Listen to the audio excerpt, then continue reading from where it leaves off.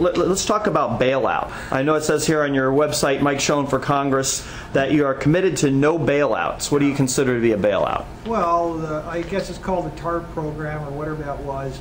The financial institutions that were reckless and greedy got into a lot of problems, so you and I paid for their recklessness and their greed. And the theory was that we had to have them. Well, now what we've done, this is what the really long-term damage is not so much the money, which is damage, but it's what we've told these financial institutions, these guys that wear tassel shoes with $100 socks, okay? Now, what we've told them is you can do anything you want in the future because you're going to get bailed out. There's nothing you can't do that we won't bail you out in the future because we bailed them out in the past. And we should have, the market should have disciplined them and had enough of those guys go bankrupt that they got plenty good and scared and learned something, but they didn't. And so the Republicans who back in Reagan's era said we're going to deregulate all these industries, including the financial industry.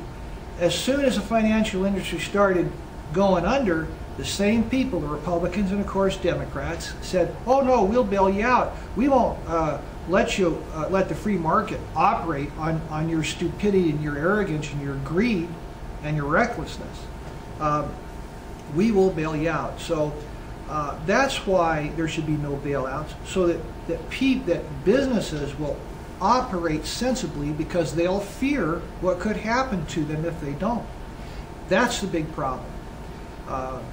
That's the problem. That's how you and I live. We fear a lot of things because we can't go out and do all sorts of crazy things. We can't go out and hurt people. We can't go out and steal from people because we know we're going to have to pay for it.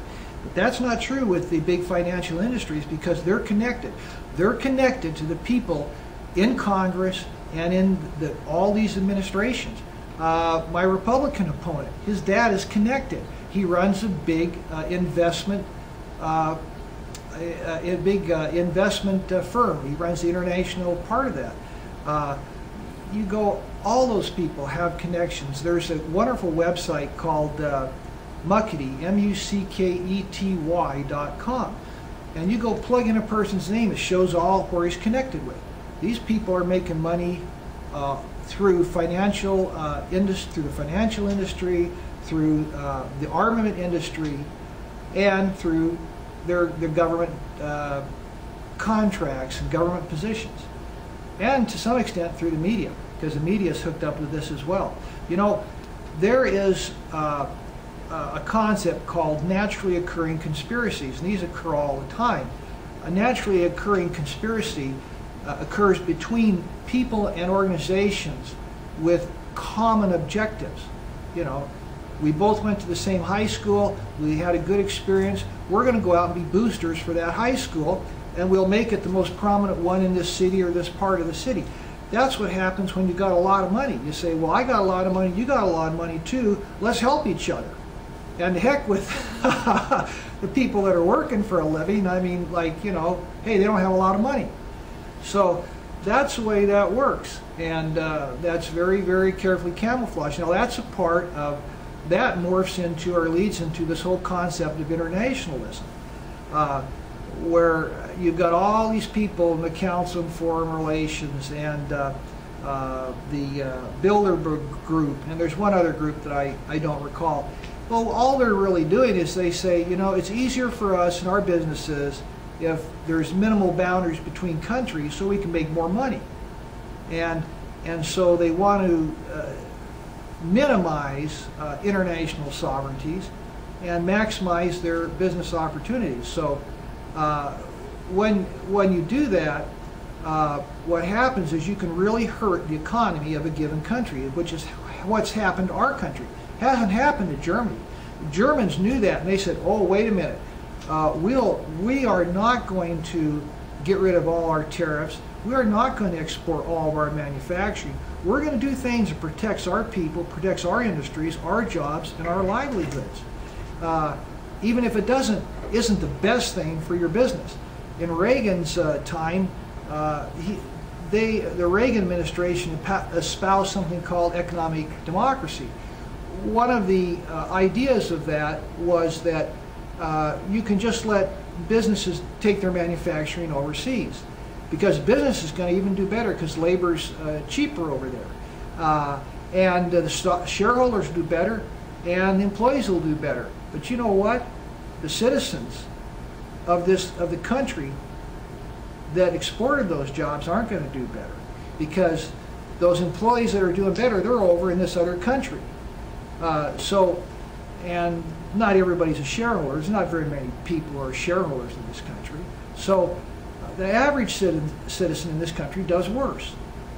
So you have to have a sense of nationalism to protect our economic interests in this country.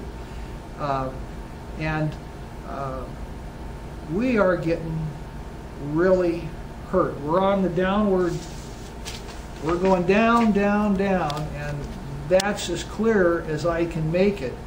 Nobody can tell me that it's any different, because these are the real numbers, and there's been all sorts of stimulus in here, all sorts of tax cuts, all sorts of fancy stuff, and it's been a failure.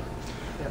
So would you say, but there's also the reason why businesses are exporting their jobs is because of all the massive amounts of regulation that the government puts on them that causes prices to be higher through regulation that no one ever really talks about? Absolutely. And that's why the government actually has to work with business. And unions, they all have to work together. I hate to go back to this, but in Germany, they've got that tradition. The unions, the government and the business, they're going to work together to find a way to survive for the benefit of everybody. We got to do that. We got to quit fighting amongst each other and you know, destroying the economic strength of our country in the process. Okay, so specifically, as far as bailouts go, what would you do to prevent that in the future? Well, that's a pretty big question. Well, if I was in Congress, I would do like Ron. I would say no, no, no. Now, it's interesting. Ron Paul said no, no, no.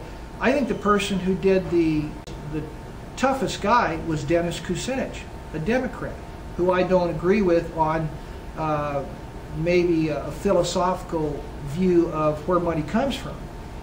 But Kucinich, he went after those guys, and he tried to stop it, and so did Ron Paul. But most people are indirectly bought and paid for, I'm sorry to say, and at a level like that, by big corporations. So you've got to... They'll have political debt, is what you're saying. Yeah, well, political debt and also political courage. You've got to say no. I mean, the Kennedys had plenty of political debt to organized crime, but they said no, no, no, and John Kennedy got killed. So, but what you have to have some sort of courage and say no. Look, I want to help the regular person in this country. I want to help everyone, not just you guys that are already rich. Okay.